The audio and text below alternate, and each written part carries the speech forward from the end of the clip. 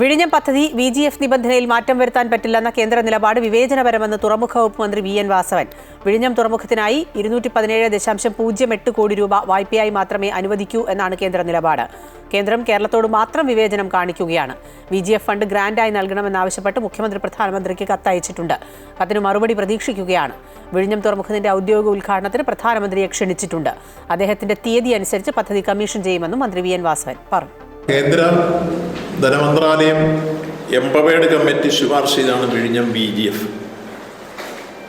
അപ്പോൾ ആ VGF തരണമെന്ന് നമ്മൾ ആവശ്യപ്പെട്ട് നീങ്ങിയപ്പോൾ ആദ്യം അവർ നിർദ്ദേശിച്ചു ആർബിട്രേഷൻ കേസുകൾ വിഡ്രോ ചെയ്യണം, അപ്പോൾ തന്നെ തരാം.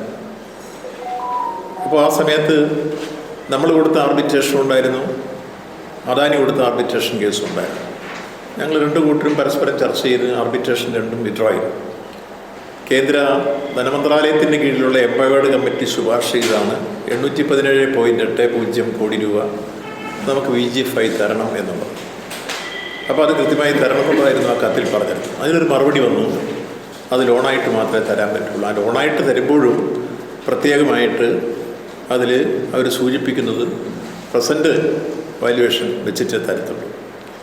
അപ്പോൾ അത് വരുമ്പോൾ തന്നെ നമുക്ക് പ്രസൻറ്റ് നെറ്റ് പ്രോഫിറ്റ് എന്ന് പറയുമ്പോൾ PNB, പ്രസൻറ്റ് നെറ്റ് പ്രോഫിറ്റ്, അത് വെച്ച് തിരിച്ചടക്കേണ്ടി വരുമ്പോൾ നമ്മൾ കണക്ക് കൂട്ടിയപ്പോൾ 10,000 മുതൽ 12,000 കോടി രൂപ വരെ നമ്മൾ തിരിച്ചടക്കേണ്ടി വരും.